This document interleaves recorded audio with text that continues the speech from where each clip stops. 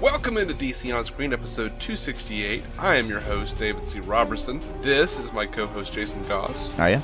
Today we're going to get super spoilery on Supergirl 207, The Darkest Place. To recap, the Guardian has been kicking some criminal ass and earning the city's trust, but it all slips away when he's framed for murder. It's okay though, because Winn folds with record speed to Alex's interrogation, but now he can ask Maggie to back off Guardian, who eventually does clear his name after all. Hank Henshaw is alive and super well. He's Cyborg Superman now, and he and Cadmus need a little bit of Supergirl blood.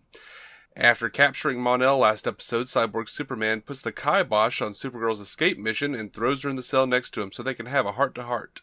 Cadmus forces her to super flare so she'll be vulnerable, then takes a blood sample. The two captives later escape thanks to none other than Jeremiah, who has been fooling Cadmus the entire time and is super proud of his daughters. Alex agrees to try to remain friends with Maggie, while Mon-el asks about whether Kara is mated with anyone. Finally, Hank shows us that the blood was needed to break into the Fortress of Solitude and asks about a project called MEDUSA. Meanwhile, Jean learns that due to McGann saving his life, he is now turning into a white Martian, while there may be hope for Alex and Maggie after all. So should we talk about the Batman reference first of all? Knock it out. My cousin once worked with a vigilante. Tons of gadgets, lots of demons. Vigilantes are nuts. Yeah. The only thing I didn't like about it was that it made it sound like it was past tense. Mm-hmm. Worked with a vigilante once? Come on, guys. Yeah. You know, maybe it was past tense and the vigilante was Ted Kord. And that's why it's past tense. Right. They've just got so much damn cord everywhere in this universe. Hey, Jason. Hey. The past, the present, and the future walk into a bar. It was pretty tense. Sorry. I know that one, but I still love it. So, MEDUSA is supposed to break everything wide open for the crossover. Mm-hmm. I guess so. I don't know. It's the only subtitle I've seen on any of them other than like Invasion 1, 2, 3, and 4 is I've seen Supergirl subtitled MEDUSA. Right. Well, as I understood it, and I've seen a clip of, I guess the next episode, it's basically Thanksgiving. And it looks like Alex is drunk as hell and about to come out to her mom. And a portal, like a Cisco vibe, opens up. Like a vibe portal, whatever. Mm-hmm, mm-hmm. And apparently Barry and Cisco kind of interrupt that. A Cisco and I've too? I've heard that the Supergirl story's got to stand on its own, and then at the last minute, in the very last minute, as like a stinger, they're going to pop in. And that's really the only involvement the crossover has with Supergirl, because they've said it's a 3-episode arc. Yeah, they've said like 4-episode story or 4-night event, and then they keep telling me stuff like that. So yeah, I limited involvement is what I'm preparing myself for emotionally. Mm-hmm. Mm-hmm. Which sucks. Yeah. Didn't you want to see her flying around with everybody else? Yeah. I mean, I'm fine with them doing a 3-part episode that just kind of like shows us how we get Supergirl at the end of that Supergirl episode. That's fine. I don't give a crap. That's fine. We'll bitch about it next week when we have more to work with. I liked Winn's line here. Why am I strong enough to say no to your fantasy football league, but not this? Been there, James. Been there, Winn. I was not strong enough. All of my leagues failed this year. I didn't have time, and I knew it, and I still tried, and I lost my dick off. It was brutal. Oh, my favorite Winn line, I think, this week, unless I remember another one. I cannot survive prison. I have seen every episode of Oz, or every season of Oz. Yeah, that was good. That was fantastic. This line kind of killed it for me. The episode, I didn't care for it. Hank Henshaw's dead. I'm Cyborg Superman. You're wearing a Hank Henshaw suit, though. Like, you're not Superman. Why are you calling yourself a Cyborg Superman? I don't understand. You should be Cyborg Hank Henshaw. Why would he call himself Cyborg Superman? I don't understand. Because we needed it, Dave. Because we needed a Cyborg Superman. They're like winking at us. And they're trying to give that guy as many roles as possible because he's great. They are winking belligerently at us, and we're like, you haven't earned this. What does this even mean for the universe? It doesn't mean anything. It means nothing. No, it doesn't. It doesn't mean anything. That's just, yeah. And I'm kind of annoyed that Jeremiah is so okay at Cadmus. Like, Well, I don't know what he's been doing the whole time. I mean, it's been years, right? And he's just been working his way through the ranks. And I guess so. I mean, I thought he was like kidnapped. It seemed like he was like tortured from like those, I don't know, mental glimpses that they got. A little bit. Maybe he just kind of was all that, and then at the last minute here he's decided to flip around just in case Supergirl ever gets kidnapped and needs his help? I mean, I was thinking, like, I'm hoping, because their escape was exceedingly easy, and all of the tools that he needed to get that bullet out were there, I'm kind of hoping it was just a setup and he was under their control. Like, Cadmus was doing that. It would make more sense for it to be, knew that all that was happening. And just to show him and give them hope. All they needed was her blood, and they got it. So now they have to, like, either kill 2 Kryptonians, which may not do them. It would do her possibly more good for Supergirl to be out in the world. But it did get some nice lines out of Jeremiah.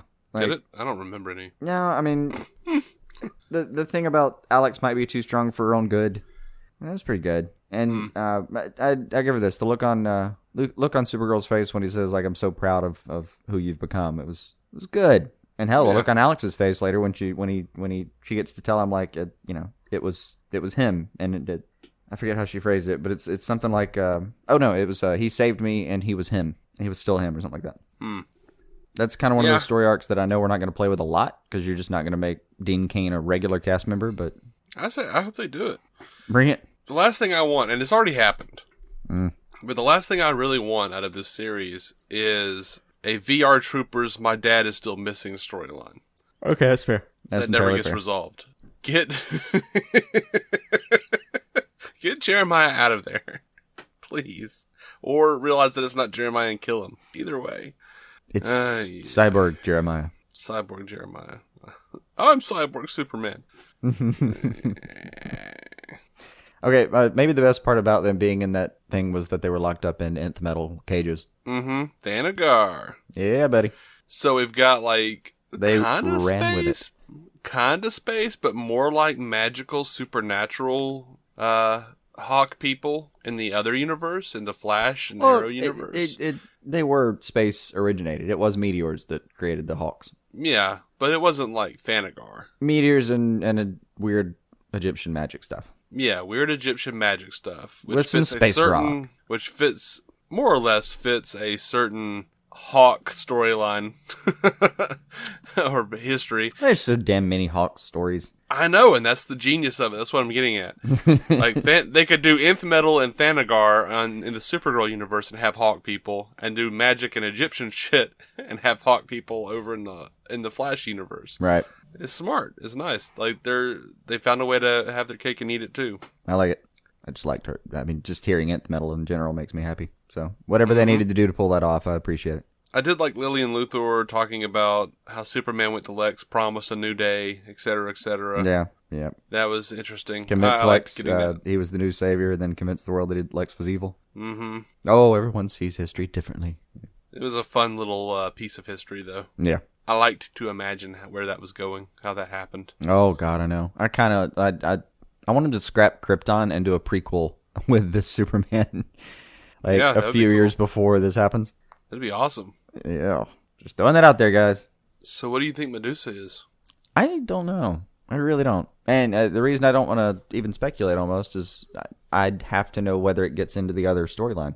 Because if it does get into the other storyline, you want to suggest it's something like a containment project maybe for some aliens, or maybe just kind of a little bit like what Mon-el was trying to do earlier this season, which they already have suggested that you can do, like call aliens from Earth. I mean, he was actively ET phoning home when they caught him. Right. So maybe it's something where you can kind of initiate that contact. Maybe it's something that contains one of the invaders already here. Yeah. I wouldn't want to choose. I'm supposing, I'm calling it, that invasion's not going to actually happen in the Supergirl universe. That they're just going to pop over and be like, I think hey, they're going to pop over. Yeah, I mean, from the news we've seen, I think it's just going to be they're going to hop over and say, seriously, we need you right now. Which is fine. Yeah. But that means that Medusa would be... All right, so if Medusa's limited to this series, it could be anything. I mean, Cadmus has pretty much been out to stop the alien presence, right? And it was in Superman's fortress that they found this thing, right? That apparently he's got a huge amount of information on it. So maybe it's, I don't know, just throwing it out there, kind of a tracker for all the aliens that are actually on Earth. That's something Superman would keep secret. Sure. I'm a little worried because this is once again another secret thing, a secret project or something that starts with the letter M. Myriad, anyone? Yeah, feels very familiar, doesn't it? Well, I mean, you won't have to deal with what was her name? Brainiac 9. Instead of controlling human minds, this thing, I don't know, turns humans to stone? Yeah.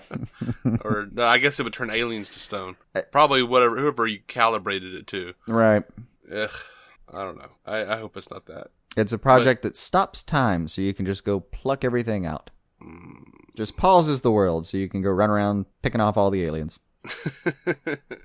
Tell me like that last episode of Futurama, but with more executions. Tell me about a project called the Zach Morris. Right. So how'd you love the Martian throwdown? I didn't care. It was fine. I mean, we had speculated that he was turning into a white Martian, which I'm a little annoyed with because I feel like as a Martian you should be able to change your blood type. One would think. But then again, I don't know Martian tech well enough to know if that'd matter, but still. I did like their fight though, and what I really loved about the fight was really just the high point of it, where she says, you know, kill me now if that's what you want, but not like that. This is who I want to be. That was a good beat. And I have a feeling that it's not going to matter that he turns into a white Martian. He's going to turn into a white Martian, and then he's going to realize that he's still him at his core, and that he shouldn't judge her for being a white Martian. And that's going to also probably tie into the Alex storyline. Maybe a little bit, and I mean, I hope thematically they take advantage of both of those. That makes sense. And it also, if he's going to turn, he's already seen the blueprint for you can be a white Martian and not be a dick. I mean, she was the dissident, the one that broke ranks. Right. So he's got living proof that you can be who you want to be. If they play it right, they can pull that in with the Alex coming out storyline themes, and they can play it with the Daxamites aren't all dicks storylines. Yeah. Like, they are Melfloozies. Well, that's, you know, I mean...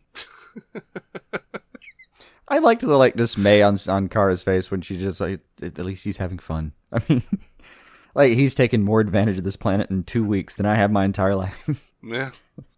Which is probably accurate. I like Mon-el. I hope he doesn't, you know... I hope he mates with her. I hope he doesn't wear that terrible super suit that he wore in the comics. Oh, that thing. Nah, they'll class him up nice. It's like a Superman suit with a tiny pocket Superman symbol. Yeah. In the left-hand corner, and it's weird looking.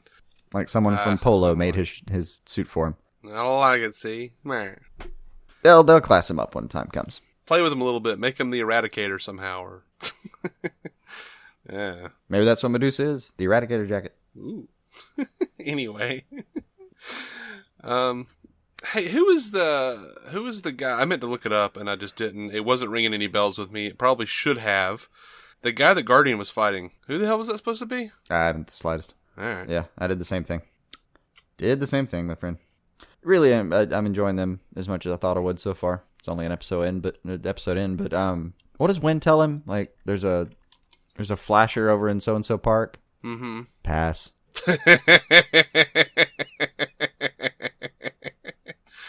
I don't know, man. A real hero would have taken out that flasher. No, I don't think so.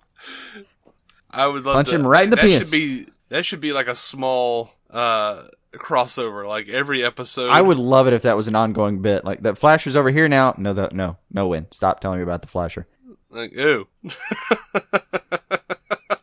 Bring it up like 4 or 5 different times when he's like, where am I going next? You're not going to like it. I'm not going to see the flasher, Winn. Okay, I'll find something else. Right. And then, like, somewhere in about episode 20 of this season, we finally, like, break into an episode and the cold open is him confronting the flasher. Oh, I'd love it. Yeah. I would love to just see, like, a dude, like, step out of the shadows, and the Flash, like, runs up, and then you see the guy pull open his jacket from behind, and you just look at Flash looks up and goes, Really? Really, Cisco? And a couple months later, just have this almost the same scene with Arrow. Actually, if it was Cisco, it'd just be like, Barry, okay, I know this is awkward, but I'm trying to mess with Jay Milson. It's an ongoing bit. You're gonna appreciate it. That could work too. He's just vibing over just to Flash and get on Guardian's radar. Yeah. I don't know. It'd be fun. Cisco wouldn't do that to all those poor, unsuspecting Parks peoples. Wouldn't he? I think he's better than that. Is he? I put him above frat boy humor. He's into puns. He's too into puns. You're talking about Cisco here, right? No, that's okay. All right, there's a chance. I mean, wouldn't there be something wonderful about flashing the Flash? That's true. But it'd have to stop there. Because then the word plays over after that. We can't get into, like, I'm going to show you my green arrow. And you're like, why is it green? It's just, you should see someone. Immediately. Just say, I'll show you my arrow. That'll, I guess, work, right? No. No? No. Okay. No. Show you my Legend of Tomorrow. Now, that he could maybe get away with. Also, it might be the most interesting thing that happens on the show that week. Check out my Wave Rider. I'm not sure that makes sense. Oh, God. Anyway. I think I've lost the will to live. I'm sorry. I think that's all I have in this episode. I think we're probably legally required to end the episode. Yeah, I don't think it was the best episode of the series or anything, but it was kind of annoying how if they don't make it a setup with Cadmus and them being able to sit in the same right next to each other, and then Jeremiah, like all of that is just It's so just so convenient. convenient to build nth metal in tiny 2-person cages. Mm-hmm. It's really a manufacturing thing. That's how they ended up together. That's what I'm going to tell myself if there's no other explanation. Yeah, it'll work. I've fanned away more headcanoned away more egregious issues. Oh yeah. This is not a show killer. Well, guys, thank you so much for listening to DC On Screen. You can find every episode at DCOnScreen.com. You can find us on Stitcher, iTunes, Google Play. Be sure to give us those 5-star reviews on iTunes. Oh. And please don't flash us when you do find us. I know we deserve it, but please don't. Hashtag send Jason nudes. No.